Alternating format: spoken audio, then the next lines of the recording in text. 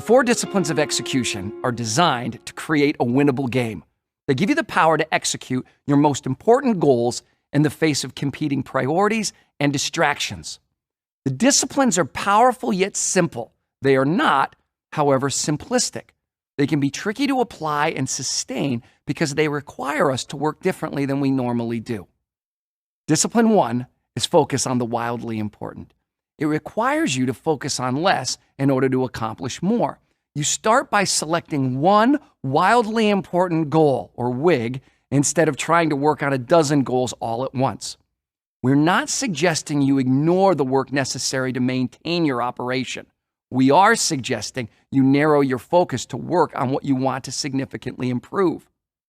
Most intelligent, ambitious people don't want to do less, especially if it means saying no to good ideas. They're wired to do more, but there are always more good ideas than there is capacity to execute. When you choose a wildly important goal, you identify the most important objective that won't be achieved unless it gets special attention. In other words, your normal course of business won't make it happen. To define a WIG, identify where you are now, where you want to be, and by when. Said differently, you define a starting line, a finish line, and a deadline. Psychologically, it's very important to have a single measure of success. This is the discipline of focus, and it's the first step to creating a winnable game. Discipline 2 is act on the lead measures. No matter what you're trying to achieve, your success will be based on 2 kinds of measures, lag and lead. Lag measures track the success of your wildly important goal. Lags are measures you spend time losing sleep over, right? Revenue, profit, quality, customer satisfaction. They're called lags because by the time you see them, the performance that drove them has already passed. You can't do anything to fix them. They're history. In contrast, lead measures track the critical activities that drive or lead to the lag measure. They predict the success of the lag measure and are influenced directly by the team. A common example of a lag measure is weight loss. Which activities or lead measures will lead to weight loss, right? Diet and exercise. Proper diet and exercise predict the success of weight loss and their activities we can directly influence. Right? Now, simple enough, but be careful. Even the smartest people fall into the trap of fixating on a lag measure they can't directly influence. This is because lags are easier to measure and they represent the result we ultimately want. Think of a lead measure as a lever that moves your wildly important goal. Discipline 3 is keeping a compelling scoreboard. People play differently when they are keeping score. If you doubt this, watch a group of teenagers playing basketball. See how the game changes the minute scorekeeping begins. It's not a subtle change. The lag and lead measures won't have much meaning to the team unless they can see the progress in real time. Bowling through a curtain is not that much fun.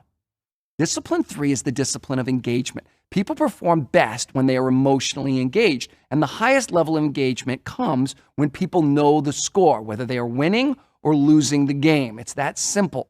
The best scoreboard is designed for and often by the players. A player's scoreboard is quite different from the complex scoreboard coaches love to make. If players know the score, if they can influence the lead measure, and if the lead measure moves the lag measures, you know you have a winnable game. Disciplines 1, 2, and 3 are nothing more than a formula for creating a winnable game. Discipline 4 is how we play that game. Discipline 4 is create a cadence of accountability. The cadence of accountability is a rhythm of regular and frequent team meetings that focus on the wildly important goal. These meetings happen weekly, sometimes daily. Ideally, they last no more than 20 minutes. In that brief time, team members hold each other accountable for commitments made to move the score. The secret to Discipline 4, in addition to the weekly cadence, are the commitments that team members create in the meeting. One by one, team members answer a simple question. What are the 1 or 2 most important things I can do this week that will have the biggest impact on the scoreboard?